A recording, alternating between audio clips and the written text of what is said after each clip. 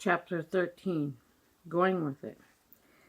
When I landed in town for my flight to Red River, my dad and Betty had a room rented for me next to theirs in a Filipino boarding house. Not sure what just happened, but going with it. The next few months I spent some downtime for me.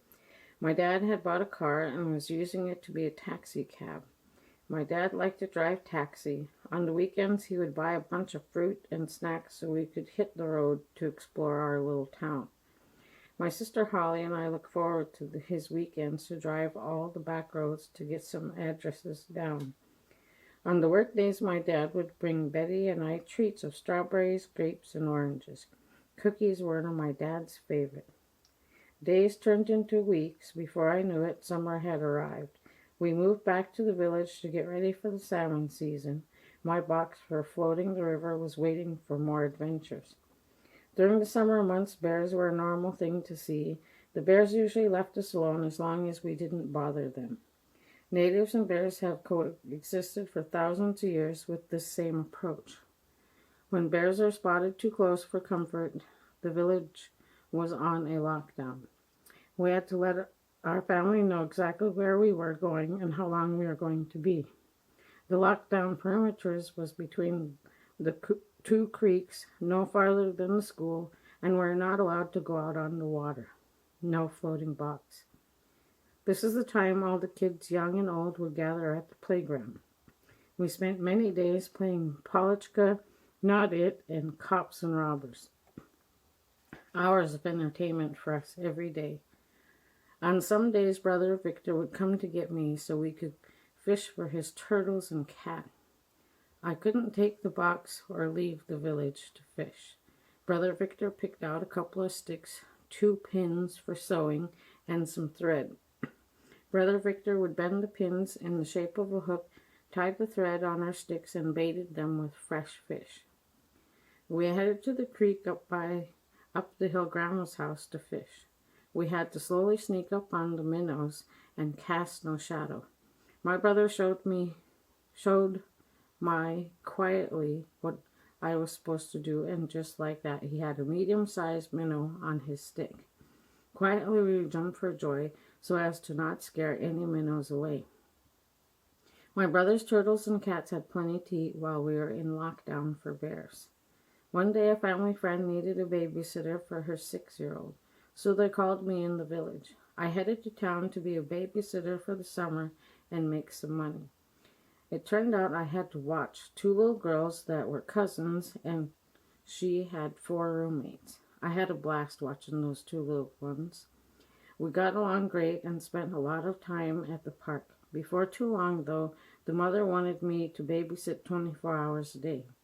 I was a teenager, and that was just too much to handle.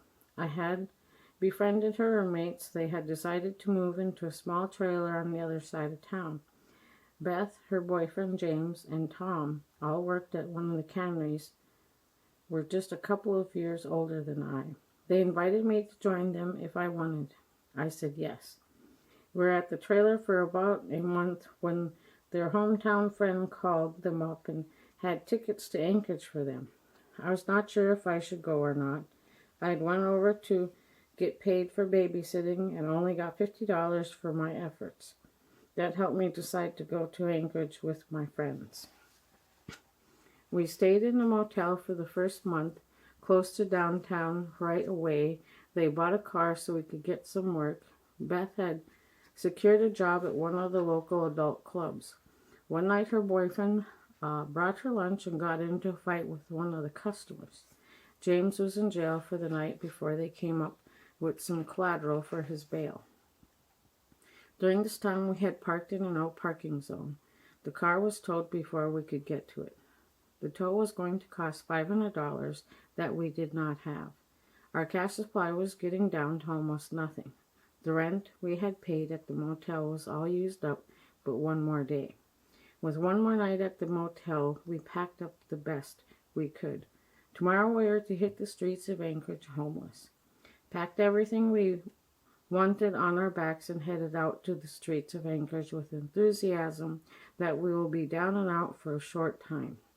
We're young and full of life. ready to be successful, a new beginning. We continued to look for work daily. Day labor helped us a lot. One night we slept in an empty travel container parked in the industrial area of downtown. Not too bad. Every 2 weeks while I was out in the world, I would call home on Sundays to check in with my dad. I had confessed we were on the streets of Anchorage. Immediately, he stated I should go back home.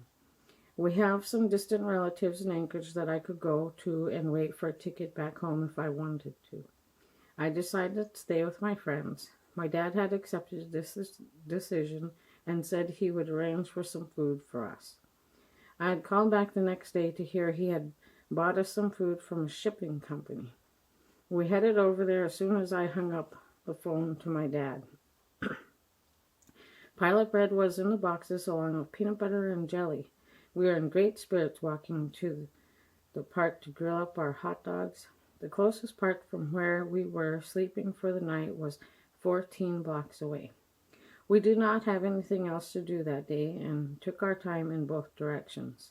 Hot food was what we needed along with some candy bars. Junk food never tasted so good. At nightfall, we started to hike back to our sleeping spot and collected some firewood to cook up the rest of the hot dogs when we got there. We had the time of our lives living on the streets of Anchorage. Free. We were truly free. No one to tell us what to do or when to do it. No car, no rent, and no bedtime for us. We were all we needed. 2 weeks of beautiful weather, day labor jobs, and panhandling were starting to wear on us.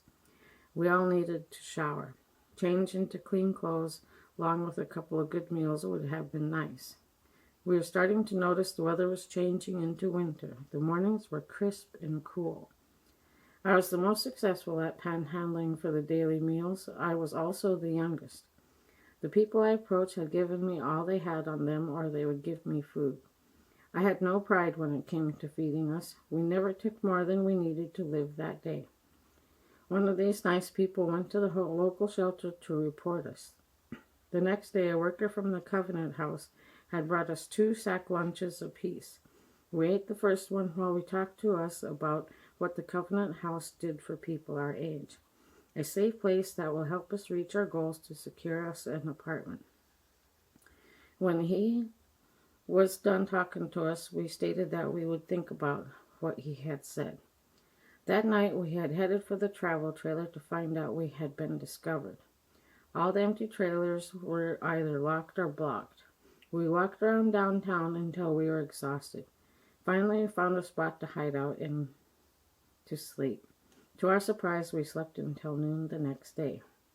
Exhausted, no regular job, no shower, with our stomachs hungry, we headed for the shelter. They welcomed us with open arms. You really don't know how dirty you are until you get clean. Staying at the shelter, we made great progress right away. We were getting jobs, making friends, looking for an apartment, and we were being fed good hot food. I was so excited that we were going to get a place before winter. I'd been working at McDonald's for a week when I broke the ice cream machine. The manager was a real piece of work. I quit that day. The next day I found a job pinning earrings onto the cardboard backing. Nothing but pin all day. I thought I would go crazy doing this job. September came upon us like a speeding bullet. Winter was just around the corner. I had turned 18 in a homeless shelter. The realization hit on that day. I was homeless in the big city with winter approaching. The next day, I called home for a ticket. My dad had said there was a preschool job open in Red River that I could get. I showed up and started immediately. I was a preschool teacher to 4 little boys. We had a blast. I had not seen a couple of the boys for a week. When they returned, I had said that it was important to attend school every day to become successful. That statement ran around in my head all day. Important to go to school. Important to go to school. So I enrolled myself back into high school the second half of the semester. My dad was not sure. They kicked you out. Do you want to go back to that? He said he would give it the old college try and see what he could do. I was a senior in high school again. Yes.